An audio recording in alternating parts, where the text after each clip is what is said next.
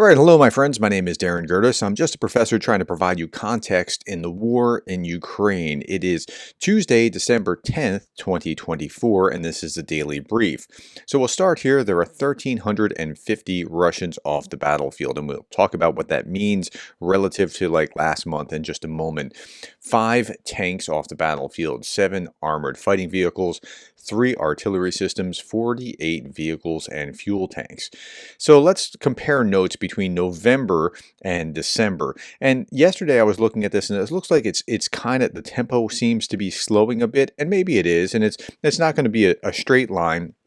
But what we'll see here, though, is that in November we had, if we just take the first 10 days of the month and compare 13,940 Russian casualties to the first 10 days of November, you have 15,520 casualties. There's a tenth more in December. That's because of these high numbers in the very beginning of the month. But it does seem to be, gradually going down, and I don't know how long that trend will be. Here's Andrew Perpetua's list for yesterday, and so it's about maybe 2 to 1, and the day before was about maybe 1.5 to 1 Russian casualties for every Ukrainian casualty.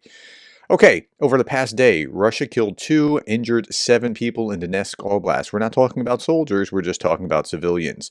About 2,689 Russian strikes were documented across the front line and residential areas. 2,689. This is within one 24-hour period.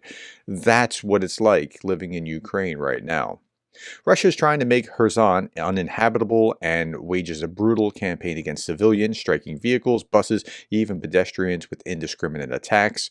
The occupiers unashamedly say this is good practice for young drone operators to upgrade their skills and prepare for real combat operations. So we've talked about this a number of times before. This is the human safari that we've discussed many times, and hopefully I'll be interviewing the person who created the Human Safari documentary.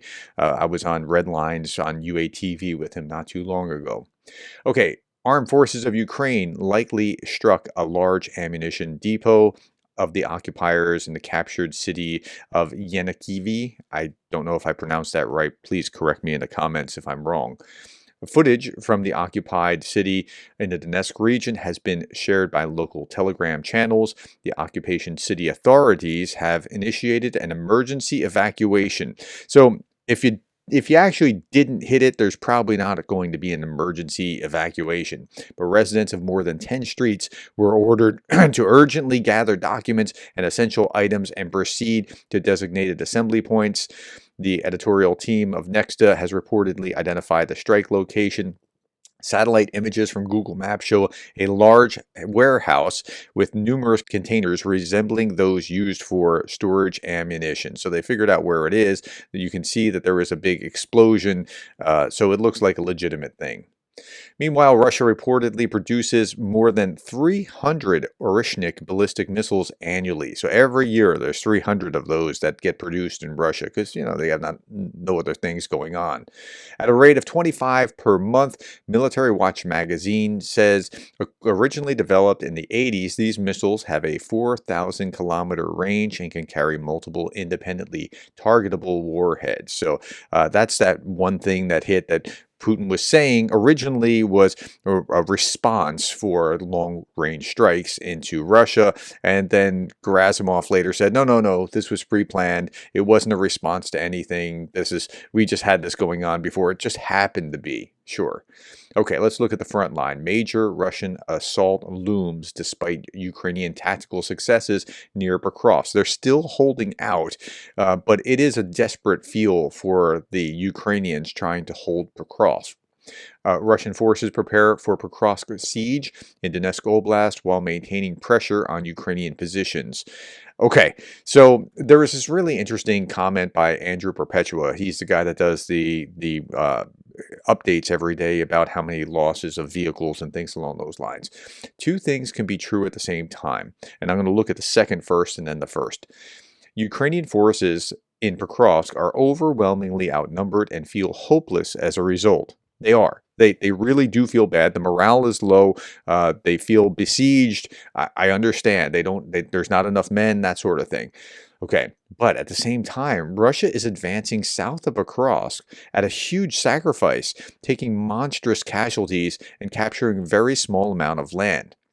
So both things are happening simultaneously. We're not engaged in hopium. See just how many Russians are off the battlefield. It's going to be over. I've never said that it's going to be over in 2 weeks or any prediction of time like that. In fact, every time I've said a prediction, I've said I don't think it's going to be done this year. I've said it'll spill into the next year. And I believe that that's obviously quite obviously true right now, that it's going to be at least into 2025, if not longer, depending on how things go. So I've never engaged in that sort of thing, but yeah, we both things are simultaneously true, that the Russians are losing and the Ukrainian soldiers on the front in Pokrovsk feel terrible. And I understand that that's true from sources within Ukraine as well. Okay, here is let's just go through where the attacks have been. Dniprovsk direction. Please forgive me if I slaughtered that. Dniprovsk direction, 3 enemy assaults failed. Bakhmut direction, 2 attempts. Kharkiv direction, 5 times. Kupiansk direction, 7 times. Horlivka, 8 times. Lyman direction, 14 attacks. Kharkiv direction, 37 combat engagements. Kharkiv is just below Pokrovsk. And Pokrovsk direction, 51 assaults. Now, if you just look at those numbers and how many assaults and attacks there are focused at Pokrovsk, you can understand why soldiers might feel a little embattled or feel like they're losing hope if they're so overwhelmed and outnumbered. Okay, meanwhile, Ewan MacDonald, he's a freelance journalist and a BBC correspondent. He's saying Russian glide bomb use is down. Due to threats of ATACMS and storm shadows, Russian fighters and fighter bombers have had to relocate to bases further away, resulting in longer flight times and fewer bombing sorties. Many lives could have been saved had the U.S. permitted ATACMS use in Russia earlier. I think that's unquestionably true. Yeah. Okay. Meanwhile, we have a Russian army medic and his superiors stole the equivalent of 12 million rubles or 120,000 US dollars by performing surgeries on soldiers. But get this, it's not just surgeries on soldiers, to implant shrapnel into their bodies so that they'd get medical leave from combat duties and receive large payouts from the military for getting wounded in action. How about that? That's a whole different level of corruption, but it's interesting to see that that's actually happening. Okay, Putin is about to grab another massive trove of Ukraine's natural resources to feed his war machine. Europe is just kind of ignoring it. This was from Olena Wave saying that the Russian Federation is already 8 kilometers from the largest coal mine in Ukraine, which brought in 43.7 billion in revenue last year alone. So what does that mean? 43, that's about $1 billion. 43 billion hryvnias is a little over $1 billion US dollars. Okay, as Everett Dirksen, the Republican senator from the 1960s, said, $1 billion here, $1 billion there. Pretty soon you're talking real money. Right. That's so they're going to grab that resource and that'll help finance their war machine. Yeah, okay. Meanwhile, let's turn our attention to some drones. The Ukrainian droid TW-12.7 Robotic Recon Strike Complex is now officially in service. Now, what does this thing look like? It's awesome. Look at this. I'm not going to show you doing anything except for just some pictures of it moving around. I wouldn't want to be on the receiving end of something like that. Okay, and then new Chinese restrictions target drone supply chains, vital for Ukraine's defense. China's manufacturers are limiting exports of crucial drone components to Western markets, with additional restrictions expected in 2025. Well, that's really interesting. Now, as Michael McFall correctly recognizes here, that's bad news for Ukraine because the rate of drones being put together in Ukraine is partly dependent on that supply line. Now, it'll be really interesting to see if that just applies to the European and American market or if it also applies to Russia as well. One of the tactics that Russian infantrymen are taught is that when a drone approaches, Russians are taught to freeze in place or pretend to be dead in the hope that through the cheap camera installed on a drone and interference and other factors, the drone operator simply will not notice the Russian.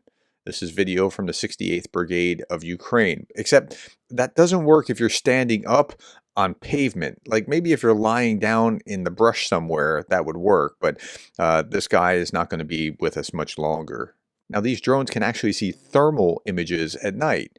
Moving targets with thermal signatures become top priority for pilots during the nighttime. The sound Azov drone is the last thing enemy personnel see before their elimination. So these are two Russian soldiers, and it's not going to go well for them either. Okay, this is Darth Putin, the parody site. On this day in 2002, I said it was Ukraine's choice to join NATO. So it's an outrage that this aggressive alliance assumed I was sane and acted accordingly. What's he talking about here? On the topic of Ukraine's accession to NATO, the Russian president said that it was entitled to make the decision independently. He does not see it as something that could cloud the relations between Russia and Ukraine, but President Putin stressed that the Russian position on the expansion of the bloc remained unchanged. So that means that Putin said that Ukraine could join NATO, so it's right for Putin to invade Ukraine for wanting to do what Putin said Ukraine was right to do. Okay, last little bit. Ukraine has rescued 5 more children from Russian-occupied territories, according to Andrei Yermak. And you'd say, okay, well, it's only 5 children, and there are tens of thousands that have been taken. But to these 5 children, this is everything. Thank you for your time. Thank you for the likes, the shares, the subscribes, and thank you for being the kind of person that cares about Ukraine.